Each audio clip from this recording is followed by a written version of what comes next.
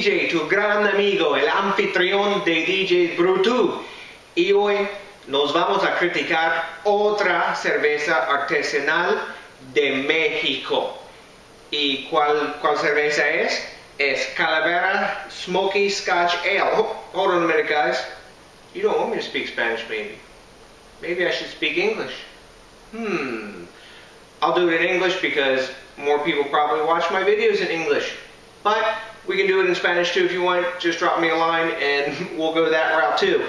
But I'm pumped, guys. We got more Mexican craft beer tonight. Like I was saying, we got Cerveceria, Calavera, and it's their Smoky Scotch Ale, or Scottish Ale, and they're saying 80/-. I'm not sure what that means, but we're going to be reviewing it anyway. So what kind of beer is this? Well, Smoky Scottish Ale. It's a Scottish ale that's smoky. Why is it smoky? Because they're using smoked malt in it. They're using wheat malt. They're using two-row malt. So you're a real, I guess, British or Scottish or UK island sort of style beer right there. They're using Northern Brewer and I think Kent Goldings and those sort of traditional British hops also. So real straightforward beer. I've done a lot of reviewing on this beer and reading about it, and they've got quite a lot of information actually on the bottle here, and as well as here they're saying, you know, serve it in a nonic pint, so I'm going to give it that shot tonight. You know, on the side they're talking about the color, they're telling you how the head is, what the flavor's like, and also what the aroma's like. One important thing, bottle stated right here, guys. Good stuff. Anyways, but what they're talking about with this beer, what it's supposed to taste like, is there's an island in some islands off the coast of Scotland called the Hebrides. Sorry, my nose is itching tonight.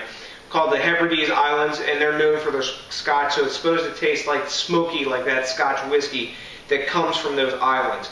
I believe the brewer who owns or runs or is the head brewer of Calavera in Mexico City is from Europe.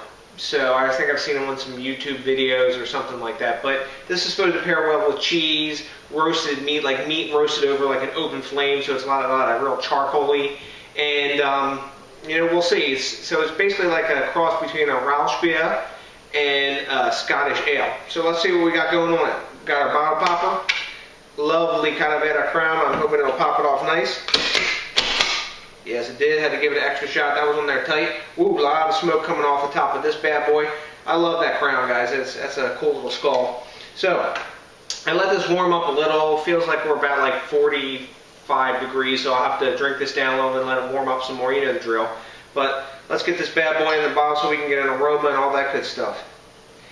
Now, some of the reviews I read, dag, this is a head monster on this beer. I don't know if it was popping the cap like that on it or what, but I've got basically an entire glass of foam here. So if this is good, bad, or indifferent, I'm not really sure. You know what, so I'm going to take this moment here to pause this part of the video, let this head chill out a little bit. I'll pour the beer a little while more, and we'll be back with you, and we'll give you the aroma, the taste, and all that good stuff. And in that time, it'll come up to proper temperature. So as you can see, head formation is no problem. It's just gigantic, kind of like a home brew, right, guys? When you make home brew, sometimes you get this going on. So we'll be right. Okay, guys, I'm back. I've managed to wait Headzilla out and get a lot of this into the glass. So let's get the appearance on this, since we can now see it. It's clear, but it's slightly, well, it's fairly clear. It's a fairly dark beer, but it is a little tiny bit hazy. There's a little bit of sediment down the bottom, which I swirled and put in because you know me, I like those yummies. Lots of active bubbles coming up from the bottom. There's no floaties or anything in here. It settled down to about half a finger, really tight bubble, khaki colored head.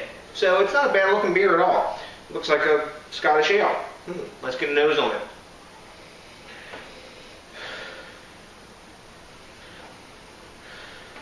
First thing up in the front is sort of some sweet malt, which makes sense because on the bottle they say it's to the dulce or sweet side instead of the agria side or bitter. You can smell hops, and in the background there's some peaty smoke and some breadiness. Not a bad smelling beer. It's a sweet-smelling Rauch beer, or smoke beer. That's the impression I'm getting from the nose, in my opinion. It's sweet-smelling Rauch beer. So let's give it a taste.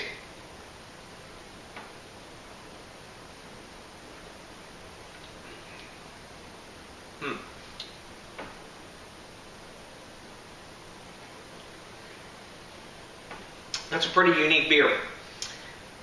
Up front, you have some big sweetness, a big like freight train of sweetness, like a caramelly sort of bready sweetness.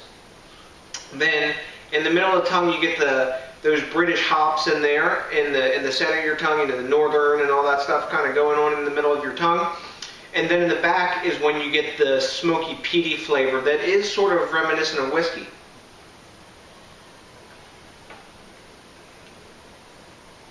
I don't know if I'd say this beer really tastes of whiskey,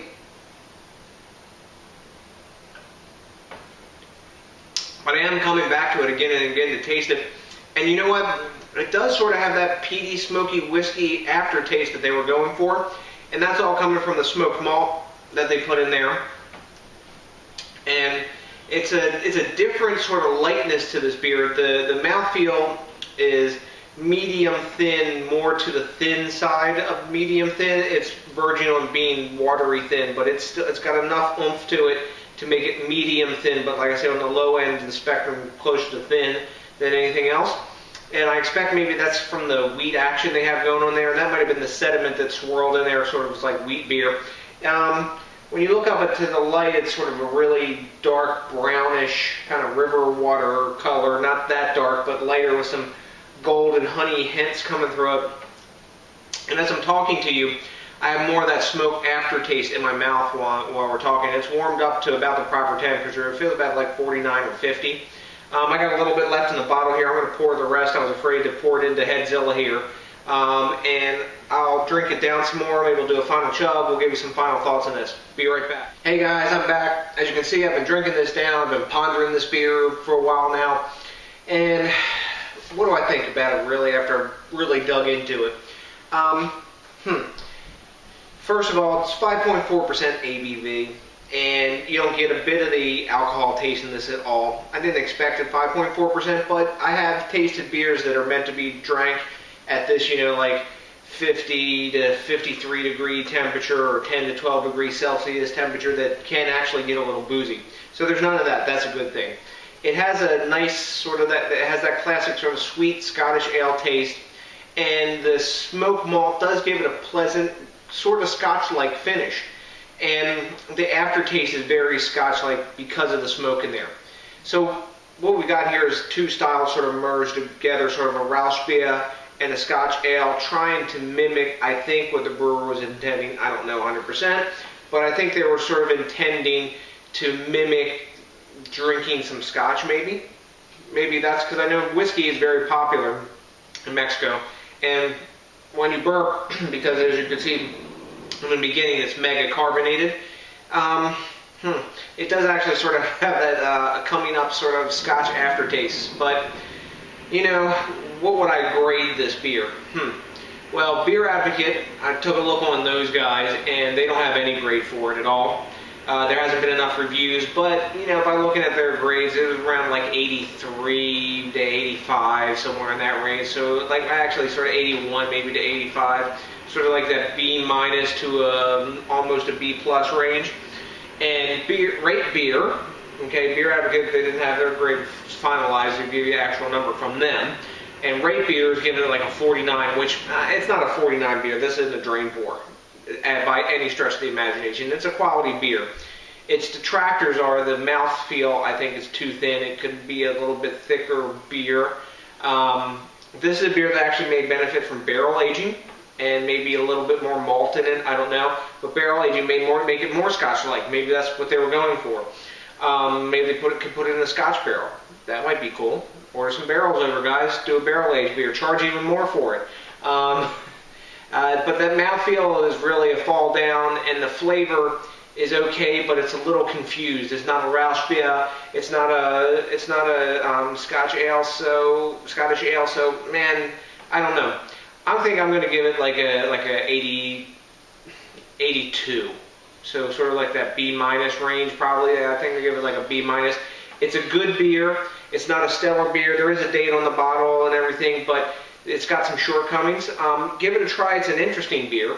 It's unique in its class. I haven't drank one like it, but I don't know if I'd seek it out again and have it again. So, you know, for what it's worth, give it a try if you come across it. If you're down in good old Mexico or maybe in some parts of California, you can find this beer. But remember, guys, what I always say. Thanks a million for watching, first of all, before I get into anything else. Really appreciate you guys commenting, subscribing, etc. You guys are one of the reasons why I do it. Plus, I really like drinking beer, too. But anyways, remember, think globally, drink locally, support the craft beer movement. Keep more breweries like this in Mexico coming out, guys. You know, that's going to bring the craft beer action to the scene. So, until the next time, remember, guys, as always, that's a big peace out.